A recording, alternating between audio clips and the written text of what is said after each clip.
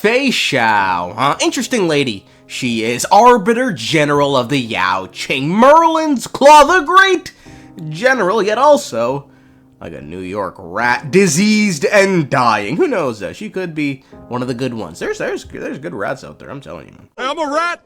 I ain't no snitch! That's right, my friends. A large part of our introduction to Feixiao was about this mysterious condition she has and has been trying to rid herself of. Jaoqiu has become her personal medic, and she even tried a personal consultation with the famed dragon healer Bailu, but to no avail. So what is her condition? What exactly is happening to her, and can she beat it? Well, we actually know its name. I think its official name. Feixiao is stricken with something called moon rage. Quote, the Xianzhou Yaoqing's Merlin's Claw and one of the 7 Arbiter Generals. Her personality is unrestrained and frank, dashing and straightforward. She is skilled in all forms of martial arts and has honed herself into a supreme weapon. She is widely adored by Xianzhou soldiers and civilians alike as the Great General. However, she bears the burden of the Moon Rage affliction. If she were to hunt down all the abominations in her limited lifetime, then the only enemy Feixiao has would be herself. Now, Moon Rage is a very interesting topic, given it's namely found in the Borisin, and not only is it a primary trait of the Borisin, it's not an ailment within them. Actually, it's an enhancement. In the Borisin, Moon Rage is simply the ability to shapeshift. A readable on the Lawfu tells us, quote, alongside this hyper healing is their ability to shapeshift, known as Moon Rage by the Borisin. This ability has also been observed very rarely in some Foxians. Apart from Foxians on the Yaoqiu, shapeshifting is accompanied by intense hyperplasia of the bone and muscle structure, such as a protruded snout and jawline and the twisting in of the foot structure. This damaging deformation process is eventually completely restored by the Borisin's rapid healing ability. Now, what's extremely strange is that despite this fact sounding like an innate power the Borisin have, I mean, hell, it's called an ability, have we come across a Borisin able to shapeshift like this? Now, obviously, the answer is yes, we know of Borisin that can shapeshift, but by Moktalk's account of things, he was only able to do this thanks to a pill, and even worse, it seems like not even the Brood Lord Hoolay himself can naturally shapeshift, as he too requests a pill. So, which one of these niggas can naturally shapeshift? 7 centuries. 7 centuries have passed, but why have Duran's whelps grown to look like this? Tell me, Moktalk, why have you grown to assemble our most despicable slaves and enemies, the Foxians? I've been commanded to release you from this cursed prison. It is Senjaya's will. That's why I had to take a magic pill, don the skin of a lowly beast, and play along with their hypocrisy. Before we go, give me one of those magic pills. Greatness means nothing without freedom. Once I get out, I'll need a disguise that won't raise any suspicion.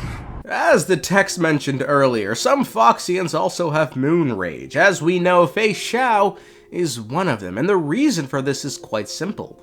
Both the Borisin and the Foxians are related species and share a common ancestor with one another. Quote, the Borisin are the oldest nemesis of the Alliance and the main constituent of the denizens of abundance. Their planet of origin remains unknown. However, judging by genetic screen results, the Borisin share a common ancestor with the Foxians. Yet, the two have diverged onto very different paths. Ain't that crazy, huh?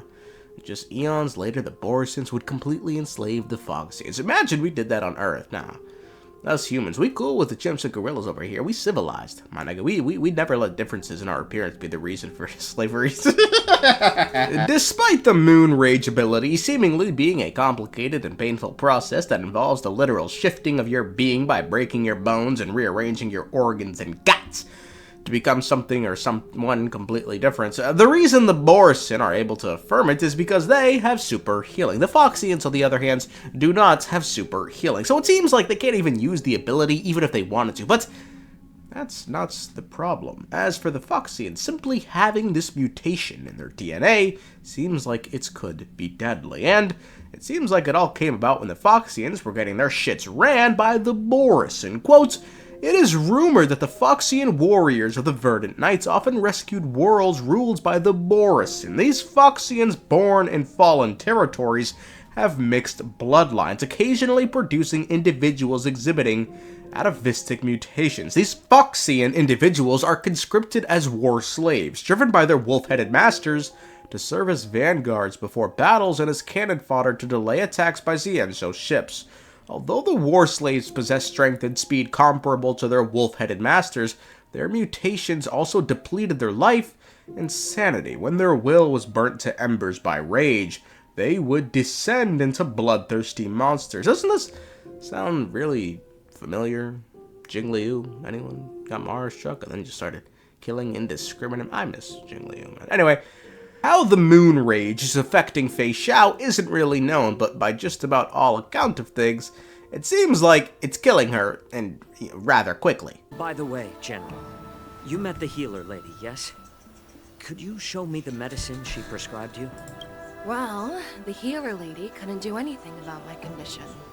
She just told me to enjoy some tasty food. I said it before, I'll say it again. Telling someone who's ill to eat tasty food, nigga, this is something you tell to someone who has stage 4 brain cancer and you just want them to enjoy what they got left, man. We give death row inmates tasty food before they die.